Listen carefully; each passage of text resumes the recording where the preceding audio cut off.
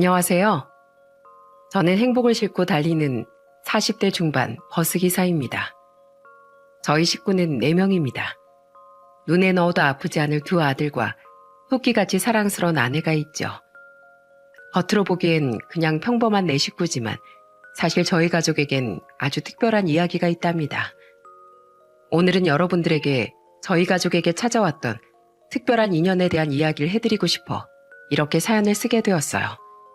그럼 지금부터 이야기를 시작할게요. 저는 아주 조용하고 한적한 시골 마을에서 태어났어요. 주변은 온통 농가 밭이었고 뒤를 돌아보면 푸르른 산이 있는 곳에서 자랐죠. 도시에서 태어난 아이들은 좋은 옷을 입고 학원을 다니고 맛있는 과자나 아이스크림을 먹으면서 자랄 때 저희는 여름만 되면 러닝 하나만 입고 산으로 들판으로 뛰놀던 것이 일상이었답니다. 개구리 알과 도롱뇽 알을 모으러 다니는 것이 취미이기도 했죠. 초등학교, 중학교, 고등학교를 졸업하고 나니 친하게 지냈던 친구들은 나고 자랐던 시골 마을을 하나둘 떠나기 시작했어요. 좁은 곳을 벗어나 좀 더 넓고 새로운 세상을 접하고 싶다는 것이 이유였죠. 한 친구 녀석은 제게 이런 말을 하더군요. 명종아, 이제 우리 20살이다. 마냥 철없이 뛰어놀기만 했던 어린 나이가 아니야. 세상 크게 봐야지 않겠어? 그러지 말고 너도 나랑 같이 서울로 가자. 서울 가면 좋은 일자리도 많고 예쁜 여자도 많대. 야, 그 좋은 일자리를 내가 가질 수 있다는 보장이 있냐? 그리고 예쁜 여자가 뭐 밥 먹여주냐? 서울 갈 거면 너 나가. 난 공기 좋고 물 좋은 여기 계속 남아서 죽을 때까지 살란다. 에휴, 그래. 넌 평생이 좁아터진 시골바닥에서 살아라. 난 상경에서 훨훨 날아다닐라니까. 부모님께서도 친구들이 하나둘 위쪽으로 떠나니 너도 같이 따라 올라가야 하지 않겠냐고 하시더군요. 하지만 외동 아들에다 늦둥이인 제가 떠나고 나면 외로워하실 부모님 생각에 쉽게 발길이 떨어지지 않았습니다. 저기 옆집 김씨네 아들도 인천으로 가고 앞집 유씨네 아들도 저기 경기도로 갔다는데 너도 서울로 가는 게 낫지 않겠니? 여기보단 훨씬 살기도 좋을 거고 또 이것저것 경험해보기도 좋을 텐데. 에이, 아니에요 어머니. 전 제가 나고 자란 이곳이 제일 좋은걸요. 그리고 저 가고 나면 어머니랑 아버지 두 분 다 외로워하실 거잖아요.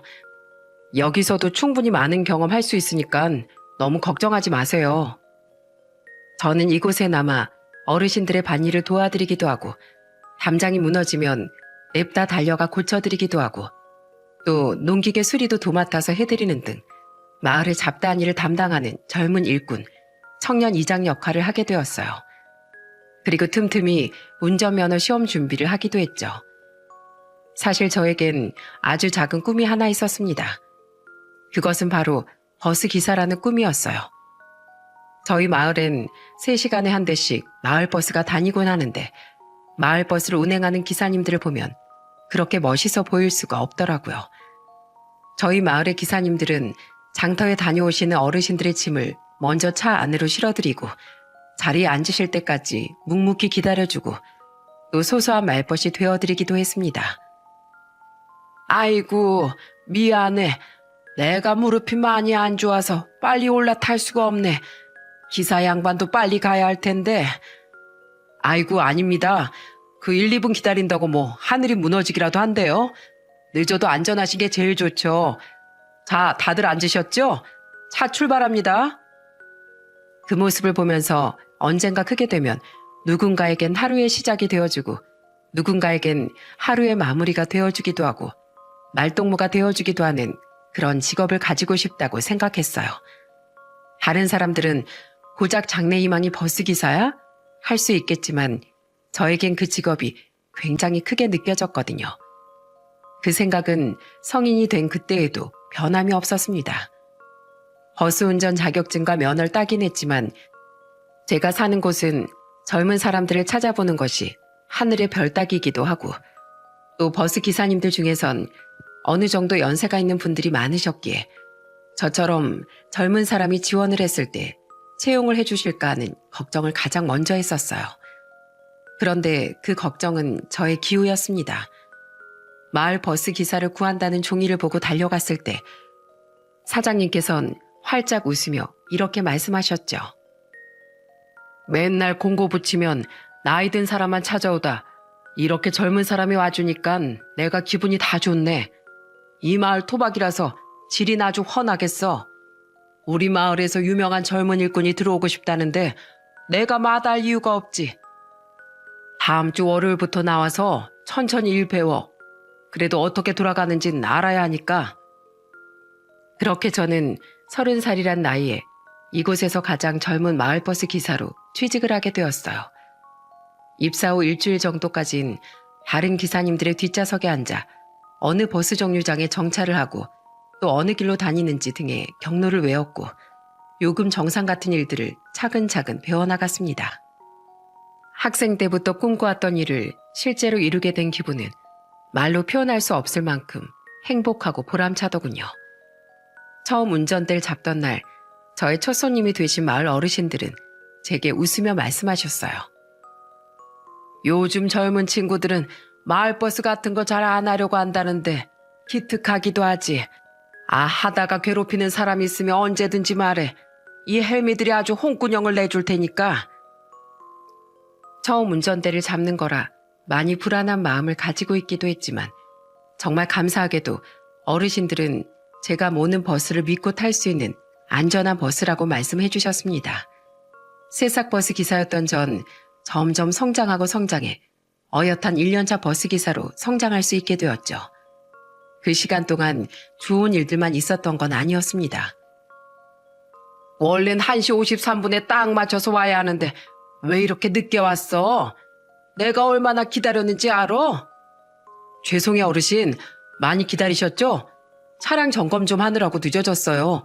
다음부턴 절대 늦지 않고 제 시간에 맞춰서 오도록 할게요. 죄송해요. 정해진 시간에서 1, 2분 정도 늦어지게 되면 냅다 소리를 지르는 어르신들도 계셨고 가끔은 본인의 집 앞에다가 버스를 세워달라고 무리한 요청을 하시는 분들도 계셨어요. 그리고 버스에서 대화를 나누시다 싸우는 분들도 계셨죠. 다행히 이런 분들은 극소수에 불과했고 대부분의 승객분들은 저와 소소한 일상 이야기를 나누기도 하고 또 장터에서 산 과일 하나를 저에게 주고 가기도 하셨답니다. 명종이 너 밥은 제때 먹고 운전하는 게야? 하루 종일 운전대 잡고 있느라고 피곤할 텐데 이거 하나 먹고 해. 저기 읍내시장에서 사온 건데 제철이라 단맛이 제대로 들었어. 감사합니다 할머니. 맛있게 잘 먹을게요. 그리고 점점 버스 기사 일이 손에 익어갈 무렵쯤 저는 친구놈의 소개를 통해 아내를 만나게 되었어요. 저보다 3살이 어렸고 대기업 생산직에서 근무를 하고 있는 친구였죠. 성인이 되고 나선 처음 하는 연애여서 조금 어색하기도 했지만 선하고 털털한 성격을 가지고 있는 그녀 덕분에 저는 마음을 활짝 열 수 있었습니다. 제법 장거리 연애였지만 그래도 어려움 없이 연락도 하고 그녀가 사는 곳으로 찾아가기도 하면서 문제없이 만남을 이어나갔어요. 그녀를 만나면서 들었던 생각은 이 사람 아니면 안 되겠다 였습니다. 보통 2, 3년은 진득하게 만나보고 결혼을 결정하라고들 하는데 왠지 지금 옆에 있는 사람을 오래오래 제 곁에 두고 싶더라고요.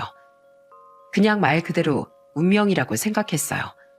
혹시나 저만 하고 있는 생각이면 어떡하나 걱정도 되었는데 놀랍게도 저와 같은 생각을 하고 있더라고요. 만난 지 1년 정도 되던 때 부모님께 인사를 드렸는데 저희 부모님께서 제 등짝을 내리치시며 말씀하셨습니다. 저렇게 참한 여자친구가 있었음 신직에 데려와서 인사를 시켜줬었어야지 이놈아. 더 볼 것도 없다. 며느리로 합격이야 합격. 당장 상견례 날짜 잡자. 그녀는 저에게도 저희 부모님에게도 마음에 쏙 드는 신부감이었던 거였어요. 물론 저도 좋은 사윗감으로 인정을 받았고요. 장거리 연애였던 저희 연애는 결혼이라는 해피엔딩을 맞이하게 되었습니다. 결혼 후 아내는 저희 마을에서 3, 40분가량 차를 타고 나가면 있는 같은 계열사의 공장으로 이직을 하게 되었어요. 다행히 자가용이 있었기에 출퇴근은 어렵지 않게 할 수 있었고 가끔은 제가 운전하는 버스를 타고 출근을 하기도 했죠. 종종 함께 출근을 하는 날이면 그 시간대에 탑승하시는 승객분들께선 저희 부부를 보며 흐뭇한 웃음을 짓기도 하셨습니다. 좋은 일은 겹쳐서 온다고 하죠. 결혼식을 올린 그해 저희에겐 소중한 아기 천사가 찾아와 주었답니다. 마을에 아기 울음소리가 들리던 날 마을 어르신들이 얼마나 많은 축하를 해주시던지 저는 그날을 아직도 잊을 수가 없습니다. 저희의 인생을 바꿔놓은 할아버지를 만나게 된 건 그로부터 5년이 지났을 무렵이었어요. 저희 마을은 그렇게 규모가 썩 크지 않은 마을이라 돌고 돌다 보면 모두가 다 알고 지내는 사이인 경우가 많았죠. 저도 버스를 운행한 지 7, 8년 정도 되다 보니 어느 정류장에서 누가 탑승하는지 눈을 감고도 맞출 수 있을 지경에 이르렀죠. 할아버지를 처음 뵌 날은 유난히 비가 억수같이 쏟아지던 어느 여름날이었습니다. 이 마을에선 한 번도 뵙지 못했던 그분께선 금빛 보자기를 꼭 끌어안은지 버스에 올라 저에게 여쭤보셨어요. 기사 양반, 이 버스 혹시 부둣가도 지나가는가? 예, 그럼요. 정류장을 좀 많이 지나가는데 제가 내리고 도착하면 말씀드릴게요. 비가 많이 내리니까 어서 타세요. 한 손엔 비에 젖어 꼬깃꼬깃해진 지폐와 동전을 요금통에 넣고 자리에 앉아 보자기를 꼭 끌어안은 채 창밖만 바라보시던 할아버지. 비가 워낙에 많이 오던 날이었기에 승객은 할아버지 혼자뿐이셨고 또 표정이 너무 안 좋아 보이셔서 전 그분께 먼저 말을 걸었습니다. 할아버지, 부둣간 뭐하러 가세요? 오늘 같은 날은 비가 많이 내려서 부둣가에 가시면 많이 위험할지도 모르는데. 하지만 돌아오는 대답은 없었어요.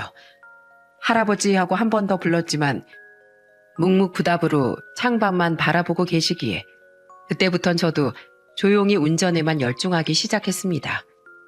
그로부터 한 10분이 흘렀을까? 할아버지께서 버스벨을 누르시기에 저는 깜짝 놀라 이야기했습니다. 부둣가 가신다고 하지 않으셨어요? 여기서 내리시면 안 돼요. 앞으로 한 15분은 더 가야 하는데 제가 도착하면 말씀드릴게요, 할아버지. 됐어. 안 갈래. 그냥 여기서 내려주게, 기사 양반. 할아버지께서 목적지까지 가지도 않고 그냥 중간에 내리겠다는 의사를 보이셔서 저는 버스 정류장에 차를 세울 수밖에 없었어요. 그렇게 할아버지를 내려드리고 나니 괜히 퇴근하고 나서도 계속 신경이 쓰이더라고요. 제 표정이 계속 좋지 않자 보다 못한 아내가 물었습니다. 당신 오늘 운전하면서 무슨 일 있었어? 왜 집에 와서부터 지금까지 계속 표정이 안 좋아? 사람 신경 쓰이게. 아니, 오늘 비가 엄청 내렸잖아. 그래서 항상 타시던 어르신들도 없고 해서 오늘은 그냥 빈 버스로 달리려나 보다 싶었는데 마을회관 근처 정류장에서 처음 보는 어르신 한 분이 타는 거야. 이 동네에서 처음 보는 어르신이라. 그래서? 갑자기 부둣가에 가냐고 여쭤보시길래 부둣가 가려면 한참 달려야 하니까 내가 도착하면 말씀드린다고 했거든. 그리고 나서 이 비 오는 날에 부둣간 뭐하러 가시냐 내가 여쭤봤는데 아무런 대답도 없이 보자기만 끌어안고 창밖만 바라보시다가 갑자기 그냥 안 가시겠다고 하고 다른 정류장에서 내리셨어. 혹시 당신 귀신 태우고 그런 거 아니지? 아무도 없었다면서 뭐 헛걸 보거나 그런 거 아니야? 아이, 무슨 그런 소리를 해. 내가 요금도 다 받고 버스 오르고 내리시는 것까지 다 봤는데 아무튼 기분이 좀 많이 찝찝하더라고. 난 또 뭐라고. 큰일이라도 난 줄 알았잖아. 어르신께서 내려달라고 해서 내려드린 건데 뭐 찝찝할 게 뭐 있어. 부둣가 가시려다가 갑자기 마음이 바뀐 걸 수도 있지.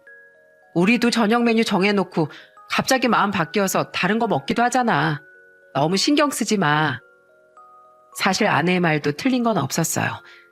그냥 어르신께서 내려달라고 요청을 하셨기에 내려드린 것뿐인데 왜 이렇게 마음이 쓰였던 건지 아내는 더 이상 마음 쓰지 말라고 했고 저도 그냥 찝찝한 마음을 털어내기로 했습니다. 그런데 그 다음 날부터 할아버진 매일같이 제가 운행하는 버스를 타기 시작하셨어요. 다음 날도 또 그 다음 날도 말입니다. 항상 마을회관 앞에서 버스를 타셨지만 내리는 곳은 항상 달랐어요. 어느 날은 분교 앞에서 내리기도 하셨고 또 어느 날은 읍내 시장에서 내리기도 하셨고 말이죠. 저보단 동네 어르신들이 더 잘 아시지 않을까 싶은 마음에 그 시간에 할아버지 함께 타셨던 이장님께 여쭤봤습니다. 이장님, 요즘 매일같이 이 시간만 되면 버스 타시는 그 어르신 있잖아요. 항상 갈색 반팔 입으시고 금색 보자기 끌어안고 버스 타시는 그분이요. 제가 이 마을 토박이로 살면서 한 번도 못 뵌 분이신데 혹시 누구신지 아세요? 금색 보자기 안고 타는 사람? 가만히 있어보자. 아, 그 양반 말하는구나. 마을회관 옆에 보면 감나무집이 있지? 원래는 거기 살던 사람이었어. 너 어렸을 적에 저기 시장에서 두부도 팔던 사람이었지. 자기 와이프랑 같이. 그런데 무슨 이유에선지 인사 한마디 없이 서울로 올라갔었는데 최근 들어보니까 다시 이 동네로 돌아온 것 같더라고. 정말요? 그런 분이 계셨어요? 그래, 처음엔 누군지 못 알아봤는데 자세히 보니 그 양반이더라고. 세월은 속일 수가 없는지 주름살이 자글자글한 것이 그 양반도 많이 늙었더군. 그런데 매일같이 끌어안고 타는 그 보자긴 금이라도 한가득 들었나 뭐 그리 소중한 거라고 꼭 껴안고 타는지 원. 매일 보자기를 들고 버스를 타던 할아버진 원래 이 마을에 사시던 분이시라고 하셨습니다.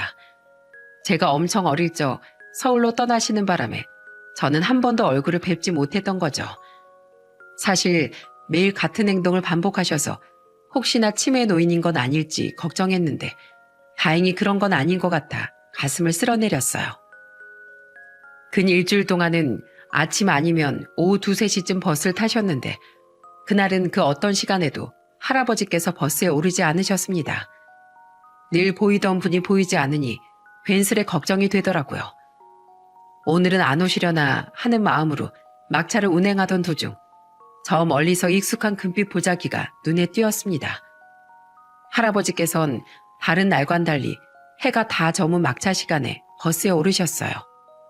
할아버지, 항상 아침 아니면 낮에 타시다가 오늘은 웬일로 저녁에 타셨네요. 제가 많이 걱정했어요. 혹시 무슨 일 있으신 거 아닌가 하고요. 오늘도 저희 처음 만난 날처럼 할아버지 혼자세요. 원래 이 시간에 많이 어두워서 손님도 잘 안 타시거든요. 그렇지요. 오늘은 내가 좀 많이 늦게 타긴 했지. 오늘은 너무 늦었으니까 안전하게 댁까지 모셔다 드릴게요. 중간에 내리겠다고 벨 누르셔도 저 절대 안 세워드릴 겁니다.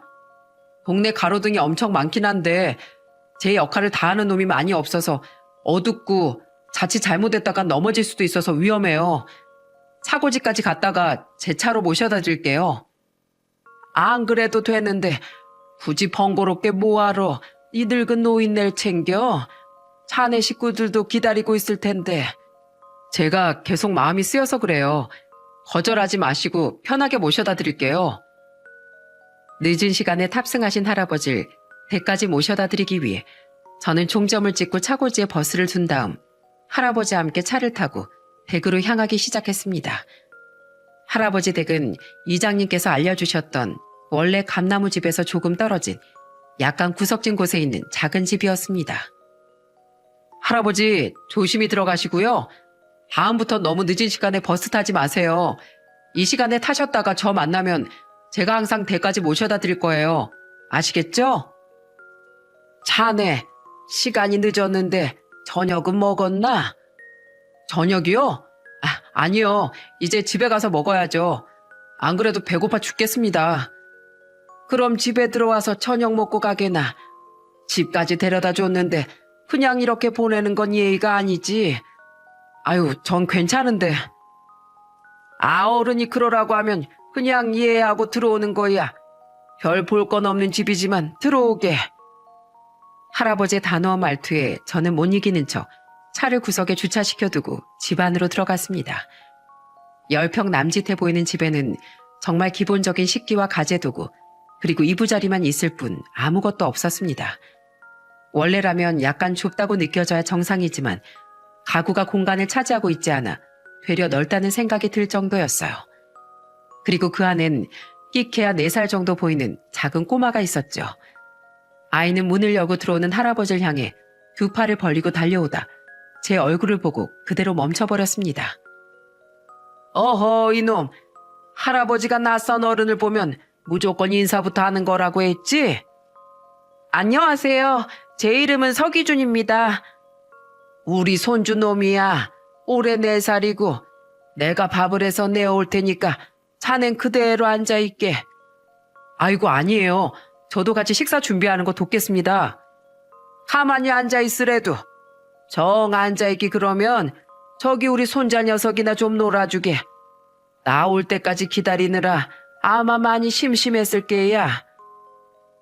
할아버지가 짐짓 엄한 표정을 지으며 말씀하시자 아이는 이내 두 손을 공손하게 모으고 저에게 이름을 말하면서 인사를 했습니다. 집에 있는 저희 아들 생각이 나기도 하고 또 귀여워 웃음이 저절로 나오더군요.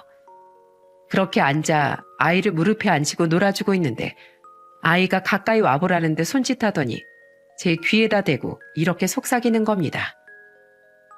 우리 할아버지 바보예요. 오늘은 할머니 꼭 보내드릴 거라고 하고 나가셨으면서 결국 못 보내드리고 왔어요. 어? 그게 무슨 소리야? 할머니를 못 보내드리고 왔다니? 저 보자기 안에 우리 할머니가 잠들어 계시거든요. 저는 깜짝 놀랐습니다. 금색 보자기 안에 할머니가 잠들어 계신다는 게 무슨 말인지 도통 이해할 수가 없었거든요. 혹시 공포 스릴러 드라마나 영화에서만 보던 그런 상황인가 싶어 저절로 긴장이 되더라고요. 얼마 지나지 않아 할아버지께서 된장찌개와 밥, 그리고 각종 반찬들을 간단하게 내오셨는데 저 안에 할머니가 들어있다는 말이 계속 떠올라 밥이 목구멍으로 넘어가는지 코로 넘어가는지 모르겠더라고요. 계속해서 밥을 깨작거리고 있으니 할아버지께서 제게 물으셨습니다. 왜? 밥이 맛이 없나? 하긴 젊은 사람 입맛에 안 맞는 밥상이긴 한데 아니면 뭐 속이 영 불편한가? 아니요, 그런 건 아니고요. 그럼 또 우리 손주 녀석이 실없는 소리를 했나? 이를테면 저 보자기 속에 할머니가 계신다는 말이라든지. 저는 한 번 더 놀랄 수밖에 없었어요. 제가 따로 말씀을 드리지 않았는데도 할아버진 단박에 제가 이러는 이유를 알아차리시더군요.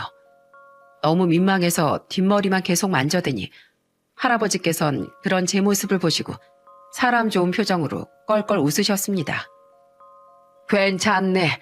저 안에 뭐가 들어있는지는 아무도 모르니 당연히 누구라도 우리 손주의 말을 들으면 자네처럼 생각할 걸세. 사실 저 안에 들어있는 건 우리 마누라 유골함이야.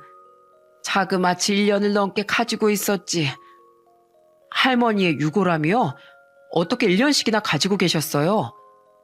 할아버지께선 잠시 그리움에 빠지신 듯한 표정을 지으시다 옆에서 밥을 맛있게 먹고 있는 아이의 머리를 천천히 쓰다듬으시며 이야기를 이어나가셨어요. 우리 마누란 참 고운 사람이었어.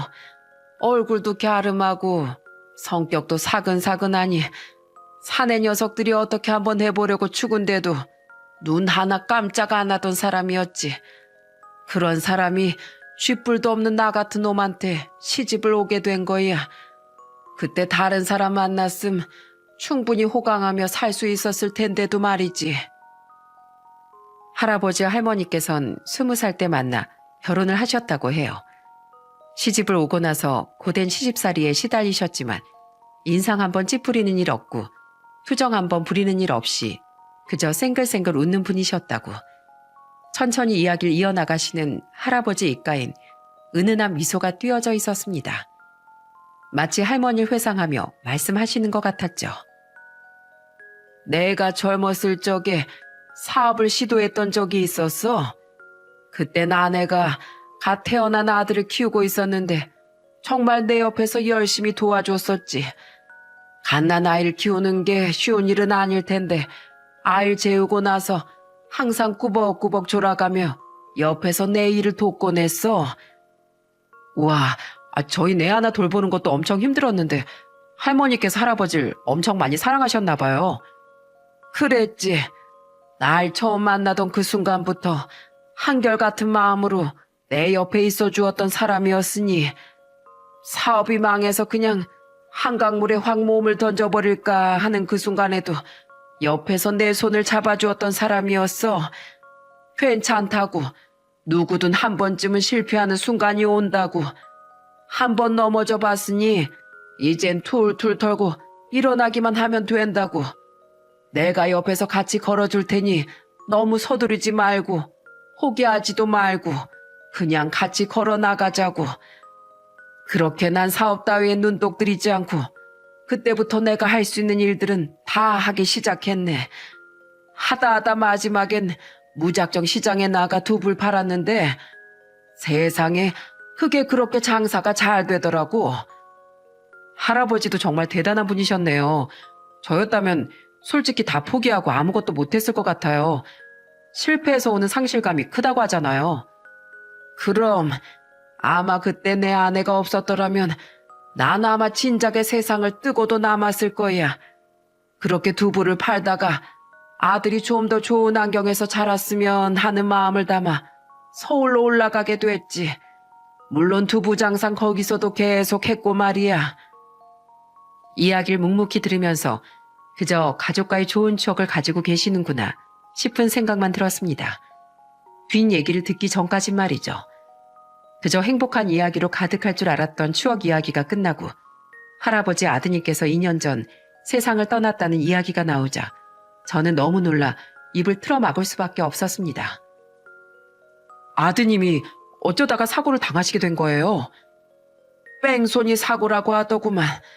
우리 아들을 치고 간 가해 운전자는 장례식이 끝날 때까지 얼굴 한번 비추지 않았고 사과 전화 같은 것도 하지 않았네. 우린 장례가 끝나고 이곳에 아들을 뿌려주었다네. 여긴 나와 아내의 고향이기도 하지만 우리 아들의 고향이기도 하거든. 정말 많이 힘드셨겠어요. 차마 그 고통의 크기조차 상상할 수 없을 만큼이요. 그럼 혹시 아이 엄마는 며느리 말인가? 며느린 우리 아들 장례 치르자마자 사망보험금만 가지고 도망쳤다네. 생때같이 어린 아들 기준이만 우리한테 맡긴 채 말이야. 지금쯤 다른 남자를 만났으려나. 할아버지께선 이젠 다 지나갔다는 듯 덤덤하게 말씀을 해주셨는데 저는 가슴 저 아래부터 시작해 머리 끝까지 화가 치밀어 오르는 것 같은 느낌을 받았어요. 세상에 자기 자식을 두고 보험금만 챙겨 도망가는 엄마가 어디 있나 싶은 마음에서였죠. 그때부터 아내는 기준일 손자가 아니라 자식처럼 돌보기 시작했다네. 건강하게 키워야 한다면서 몸에 좋은 건 다 사다 먹였고 허리도 안 좋은데 아기들 메고 기준이가 울면 잠들 때까지 어르고 달래고 자장가까지 불러가면서 재우곤 했어. 일찍이 한글을 떼야 똑똑하다며 한글 공부도 직접 가르쳤고 또 아이들 정서 발달에 좋다는 놀이란 놀이 다 찾아서 해주었지. 3살 되던 앤 어린이집도 보냈고 어린이집 선생님이 그러시더구만. 우리 기준이가 다른 아이들에 비해 말이 빠르다고. 할머니께서 잘 가르치신 게 티가 난다고 말이야. 어쩐지 나이는 어린데 말을 되게 잘하더라고요. 자기 이름도 또박또박 야무지게 말할 줄 알고요. 그렇지. 아낸 기준이를 아주 영특하게 돌봤어. 근데 정작 손주 돌본다고 자기 몸은 제대로 못 살폈지. 유독 허리와 등이 아프다는 말을 할 때 내가 그때 빠르게 병원에 데리고 갔어야 하는데 그게 아직도 후회가 돼. 할머니께선 작년 급성 백혈병으로 인해 세상을 떠나게 되셨다고 하셨어요. 연세도 워낙 고령이신데다 너무 오랫동안 방치되어 제대로 치료를 받을 시기를 놓쳐버리게 되어 손도 한번 제대로 써보지 못한 채 보내셨다고. 그게 너무너무 후회가 된다며 눈물을 뚝뚝 흘리셨습니다. 애써 담담하게 모든 이야기를 해주시던 할아버지께서 눈물을 쏟아내시니 저도 덩달아 마음이 아려오기 시작했어요. 아내가 그 아픈 와중에도 나한테 했던 말이 있었네. 자기가 죽거든 꼭 아들이 묻힌 곳에다가 자기를 뿌려달라는 거였지. 화장을 하고 나서 아프지 말고 헐헐 편히 잘 날아가라고 뿌려줄 생각이었는데 그게 안 되는 거야. 당연하지. 난 아내를 떠나보내줄 준비가 되어 있질 않았으니까. 한동안은 유골함 붙잡고 이 어린 것 앞에서 많이 울었었네. 그러다가 이제 진짜로 보내줘야겠다 마음 먹고 서울 생활을 정리하고 여기로 내려오게 되었지. 어쨌든 저쨌든 이곳이 내 고향이기도 하니까. 그런데도 계속 못 보내드리겠어서 부둣가까지 못 가시고 계속 중간에 내리셨던 것이었어요? 그렇지. 이대로 내가 바다에 뿌리게 되면 아내가 정말 내 옆에서 영영 떠나가 버릴까봐. 아이고 내 참 생판 모르고 살던 남한테 정말 별소리를 다 하네. 미안하네. 원래 늙으면 쓸데없는 말이 마구 튀어나오고 그래. 쓸데없는 소리라뇨. 전 전혀 그렇게 생각 안 했는걸요. 할아버지께서 이렇게 말씀해 주셔서 그동안 할아버지께서 보여주신 행동들을 모두 이해할 수 있었어요. 우선 시간이 너무 늦었으니까 내일 제가 다시 찾아뵐게요. 어떻게 해서든 도움을 드리고 싶어서요. 아이쿠 내 정신 좀 보게. 내일도 버스 몰려면 얼른 들어가야겠네. 미안하네. 늦은 시간까지 이렇게 시간 가는 줄도 모르고 붙잡고 있어서 얼른 가보게나. 이야기를 듣다 보니 시간이 어느덧 10시가 다 되어 있어 우선 저는 집으로 돌아갔습니다. 그리고 아내에게 할아버지께서 겪은 이야기들을 모조리 이야기해 주었죠. 제 이야기를 모두 들은 아내도 할아버지를 돕고 싶어 했습니다. 세상에 그런 사연이 있으셨던 분이셨어? 당신 하마터면 큰 오해할 뻔했네. 그나저나 너무 마음 아프다. 아드님 보낸 지 얼마 안 돼서 사랑하는 아내분까지 그렇게 보내신 거잖아. 나 같아도 쉽게 못 보내드릴 것 같아. 그러니까 할아버지가 말씀하시는 거 듣는데 나 눈물 참느라고 아주 혼났다니까. 근데 언제까지나 유골함을 품에 끼고 사실 수도 없는 거고 할아버지 말씀으론 이젠 진짜 보내드리려고 집까지 정리하고 여기로 내려오셨다는데 내가 봤을 땐 아직 마음의 준비가 다 안 되신 것 같아 보여. 아내와 길게 대화를 나눈 결과 할아버지께서 할머니를 보내드릴 수 있게끔 도와드리자는 결론이 나왔습니다. 할아버지 댁엔 어린 손자도 있고 또 할머니께서도 이제는 편히 쉬셔야 할 것 같았기 때문이었어요. 산 사람은 살아야 한다는 말이 있는 것처럼요. 다음날 아내는 반차를 쓰고 저는 오전 근무를 끝내고 난 뒤 아이를 잠시 어머니께 맡기고 할아버지 댁으로 함께 향했습니다.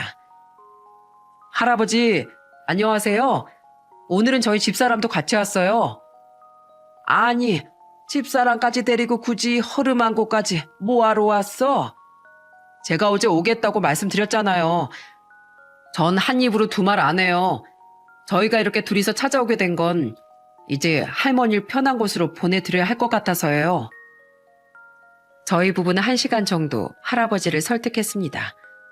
유고를 집안에 두고 할머니를 그리워하시는 것도 좋지만 어린 손자를 생각하시라고. 할아버지가 그렇게 할머니를 못 잊고 힘들어하면 손자도 분명 힘들어할 거라고. 그리고 할머니도 이제 좁은 공간에서 좀 더 넓은 세상으로 편히 떠나고 싶어 하실 거라고 말씀드렸습니다.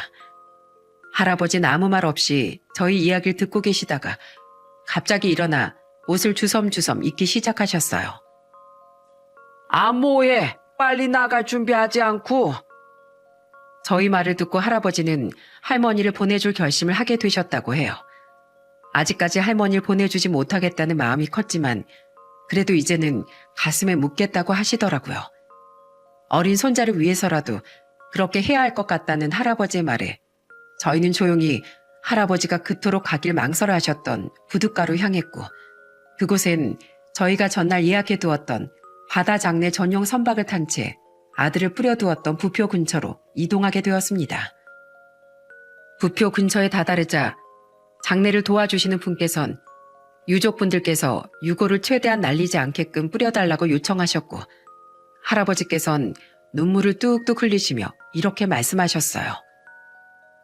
내가 앞으로 얼마나 더 살 수 있을지 모르겠지만 시간이 허락한다면 우리 기준이 장가가는 것까지 다 보고 그때 당신 곁으로 갈게.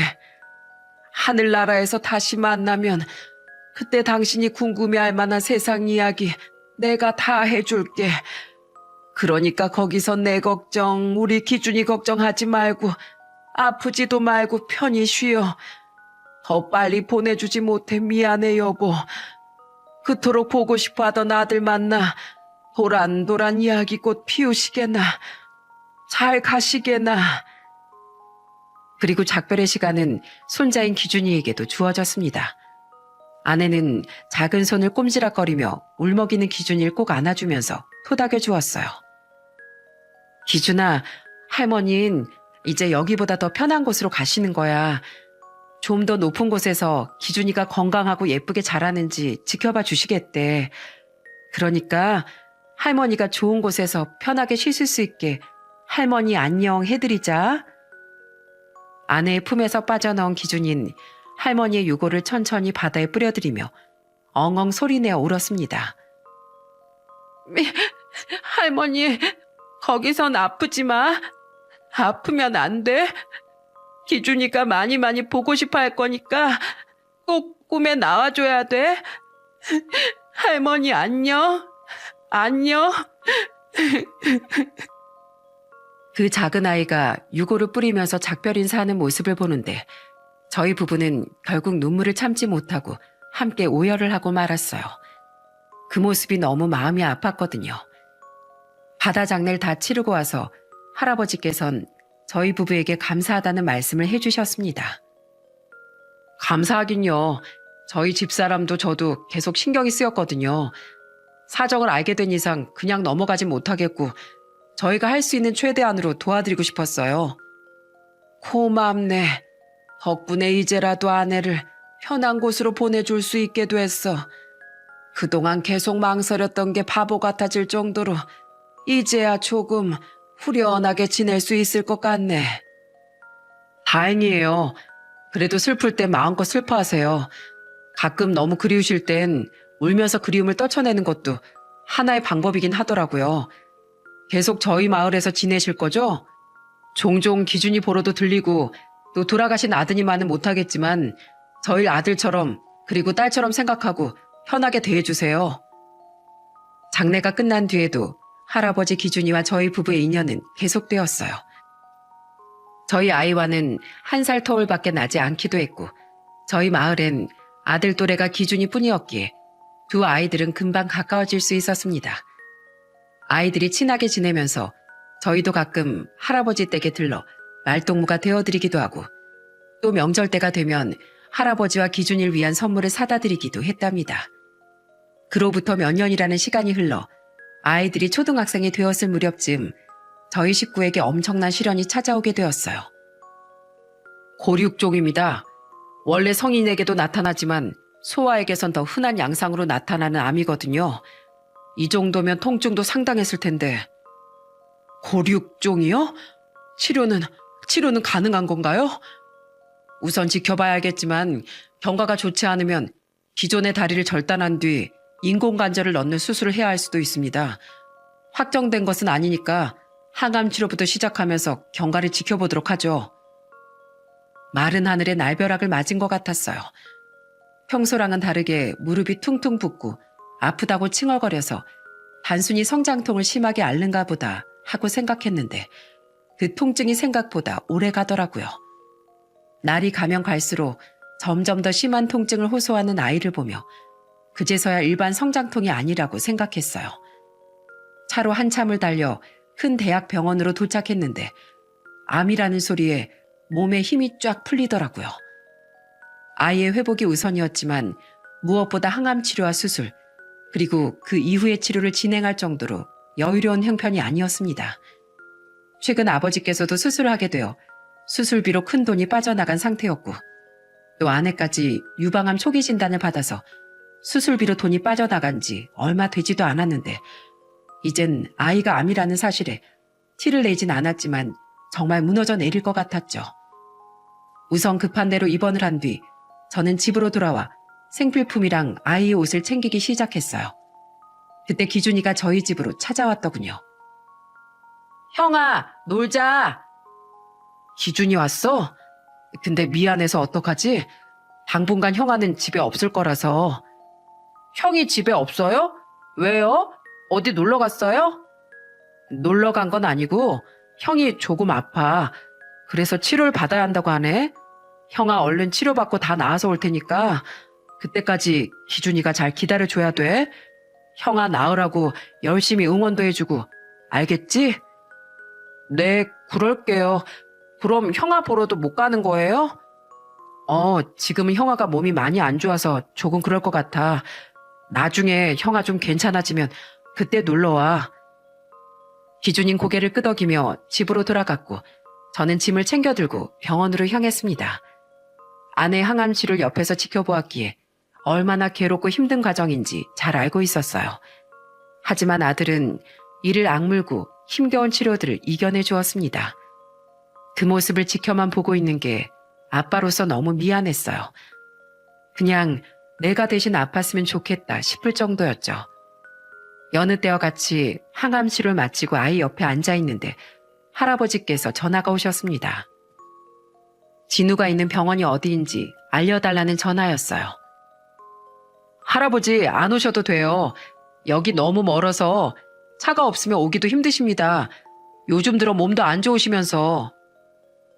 안 뭔지 내가 들어보고 결정할 일이야. 어딘지나 빨리 말하게. 결국 할아버지의 성화에 저는 병원 이름을 말씀드렸고 할아버지는 2시간도 채 지나지 않아 기준이와 함께 손을 잡고 찾아오셨어요. 한동안 찾아뵙지 못한 시간 동안 할아버지 얼굴도 많이 야위어 계셨죠. 한동안 힘없이 침대에 누워만 있던 진우는 기준이의 힘찬 응원에 신기하게도 잠시나마 웃음과 활기를 되찾았습니다. 역시 또래는 다른가 봐요. 기준이가 오니까 진우가 저렇게 웃네요. 안 그래도 치료 때문에 많이 힘들어했었는데 그래도 조금은 마음이 놓여요. 자넨 밥이나 제대로 챙겨 먹고 다니는 겐가? 어째 아픈 아이 얼굴이랑 아버지 얼굴이랑 비슷해? 누가 보면 자네가 더 환자인 줄 알겠네. 원래 아픈 사람 병간호하려면 보호자가 잘 챙겨 먹어야 돼. 잘 챙겨 먹어야 하는데 영 그럴 시간이 없네요. 애 잠들고 나면 출근해서 운전하고 또 돌아오면 밤이고 하다 보니까 그냥 하루 끼니는 삼각김밥 하나 정도로 끝나는 것 같아요. 월급은 그대로 치료비 올인이고 항암 치료에 차도가 없으면 인공 관절까지 심어야 한다는데 그게 비용이 장난이 아니라네요. 걱정이 이만저만이 아닙니다. 진우가 어디 보통 애인가? 걱정 말게. 금방 후를 털고 자리에서 일어날 테니까. 봐, 지금도 기준이가 오니까 둘이 웃으면서 잘 놀잖아. 그러니 긍정적으로 생각하게. 할아버진 제 어깨를 툭툭 두드리며 보호자가 제대로 정신을 차려야 한다는 말씀을 해주셨습니다. 그 말에 저는 더 정신을 차려보기로 마음을 먹었죠. 할아버지와 기준이가 집으로 돌아간 후 진우는 더욱 힘을 내서 씩씩하게 치료도 받고 잘 먹지 않았던 병원 밥까지 싹싹 비워냈습니다. 물론 항암 치료 부작용으로 인해 다 토해내는 날도 있었지만은요. 하지만 희망의 끈을 놓지 않고 살아가고 있을 때쯤 우리에게 또 불행이 찾아오고 말았습니다. 할아버지께서 다녀가신 지 시간이 좀 흐른 후 우리에게 청천벽력 같은 소식이 들려왔어요. 이상하게도 기분이 좋지 않던 날 아내에게서 전화 한 통이 걸려왔어요. 그 전화를 받고 저는 제 귀를 의심할 수밖에 없었어요. 할아버지께서 쓰러져 진우가 입원해 있는 병원으로 오고 계신다는 것이었습니다. 오래간만에 집에 들러서 병원에 찾아온 것에 대한 감사 인사를 드리려고 찾아갔다가 발견을 하게 되었다는 것이었죠. 원래도 지병이 있으신 상태에서 워낙 고령의 연세, 갑작스럽게 추워진 날씨와 더불어 떨어진 면역력으로 인해 합병증으로 폐렴이 찾아온 상태라고 하더군요. 밤이 되자 계속해서 떨어지는 혈압 때문에 며칠을 넘기기 힘들 것 같다는 의사 선생님의 말에 하늘이 깜깜해지는 것 같은 느낌이 들었습니다. 그래도 정신을 똑바로 부여잡고 저는 계속 울고 있는 기준이의 손을 꼭 잡은 채 이야기를 꺼냈어요. 기준아, 할아버지가 지금 많이 힘드시대. 어쩌면 오늘이 할아버지 얼굴을 뵙는 마지막이 될지도 몰라. 할아버진 기준이가 많이 보고 싶으실 것 같은데 아저씨랑 같이 할아버지한테 인사하러 들어갈래? 기준인 대답 대신 눈물을 흘리며 고개를 끄덕였습니다. 이후 간호사 선생님들의 도움을 받아 소독을 깨끗이 하고 멸균복과 모자를 갖춰 입은 채 중환자실 안으로 들어갔어요. 안내를 받아 들어간 곳에 할아버지께서 숨을 가쁘게 내쉬며 누워 계셨습니다. 할아버지 하고 부르니 겨우 눈만 떠서 저희 두 사람을 번갈아 보셨죠. 할아버지, 기준이 장가 가는 것까지 보고 가시겠다고 할머니께 약속하셨잖아요. 기준이 이제 초등학생밖에 안 됐는데 이렇게 누워 계시는 법이 어딨어요. 내가 건강한 모습을 보여야 하는데 이렇게 추한 모습을 보여서 미안하네. 우리 기준이 장가 가는 것도 내가 다 봐야 하는데. 아니에요. 아무 말씀도 하지 마세요. 기운만 더 빠지세요. 할아버지, 아프지 마세요. 빨리 일어나세요. 네? 네, 염치 없네만 자네에게 부탁이 하나 있네. 꼭 들어주겠다고 약속해주게. 예, 할아버지, 말씀해주세요. 제가 다 들어드릴게요. 내가 죽거든 내 옆에 놓여있는 통장을 열어보게. 꼭. 그리고 이제 세상에 혼자 남을 우리 기준일 자식처럼 좀 키워주게. 이게 이 늙은이 마지막 소원일세. 할아버진 제게 마지막 부탁 두 가지를 남겨주셨어요. 하나는 할아버지께서 돌아가시고 나면 침상 옆 작은 서랍장에 놓여있는 통장을 열어보는 것이었고, 두 번째는 혼자 남게 된 손자 기준일 자식처럼 돌봐달라는 것이었습니다. 그보다 더한 부탁도 얼마든지 들어드릴 수 있으니 조금만 더 힘을 내시라고 빌고 또 빌었지만 결국 그날 저녁 할아버지께선 82세의 나이로 세상을 떠나셨어요. 아직 많이 어린 기준이 대신 저희 부부가 상주가 되었고, 소식을 들은 마을 어른들께선 너나 할 것 없이 모두 장례식에 조문을 와주셨죠. 다행히 가는 길 외롭지 않게 보내드릴 수 있었습니다. 그리고 장례를 모두 마친 뒤 문득 할아버지가 꼭 열어보라고 하신 통장의 존재가 떠올라 가방 속에서 꺼내 통장을 펼쳐보았는데, 그 통장 안에 있던 쪽지와 찍혀있는 금액을 보고서 저는 너무 놀라 입을 다물 수가 없었습니다. 2억 6천이 찍혀 있었습니다. 그리고 떨어진 쪽지엔 평생 두부를 팔아 조금씩 모아온 돈이라며, 이 돈이라면 진우 치료비와 향후 수술비는 충분할 거라고, 그리고 홀로 남은 기준일 잘 키워달라는 내용이 적혀 있었죠. 저는 돌아가신 할아버지께 너무 죄송하고 감사한 마음이 들어 그 통장을 들고 한참을 울었습니다. 그리고 다시 한번 다짐했어요.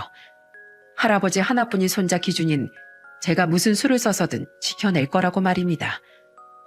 할아버지가 남기고 가신 돈 덕분에 진우는 무사히 치료를 받을 수 있었고, 다행히 인공관절을 삽입하는 수술 없이 종양을 제거하는 수술을 받고 마지막 항암 치료까지 받은 후 완치 판정을 기다리고 있는 중이랍니다. 제 아들이 병세가 좋아졌다는 소식을 듣고 저희 식구는 서로 얼싸안고 얼마나 울었는지 모릅니다. 이런 기적이 다 어디에 있을까요? 이 모든 게 먼저 하늘나라로 간 할아버지가 열심히 응원해 주신 덕분 아닐까요? 지금 기준이와 진우는 형제가 되어 아주 잘 지내고 있답니다. 처음엔 조금 낯설어하고 울었던 기준이도 이젠 자연스럽게 저희 부부를 아빠 엄마라고 부르고 있답니다. 그리고 할아버지가 주신 돈은 열심히 저축을 했다가 나중에 기준이 장가갈 때 보태주려고 합니다. 할아버지가 피땀 흘려서 버신 돈을 허투루 쓰면 안 되니까요. 여러분, 저에겐 꿈이 하나 더 생겼습니다. 버스기사 같은 꿈이 아니라 평생 아이들과 아내의 히어로가 되어 조금의 틈도 생기지 않게끔 가족을 지켜주는 거. 마음으로 낳은 자식이 생겼기 때문에 전 앞으로도 조금 더 강한 아버지와 남편이 되어보려고 합니다. 그리고 언젠가 기준이가 지금보다 더 크게 되어 진짜 가족의 사랑이라는 게 뭔지 알게 되면 이 사연을 보여주려고 합니다. 할아버지가 살아생전 널 얼마나 사랑하셨는지, 그리고 우리가 널 얼마나 진심으로 사랑하고 아끼고 있는지 말이죠.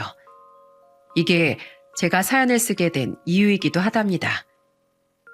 어느 날 갑자기 저희 부부에게 찾아온 인연, 평생 놓치지 않고 소중히 지켜나가며 살겠습니다. 긴 사연 들어주셔서 감사합니다.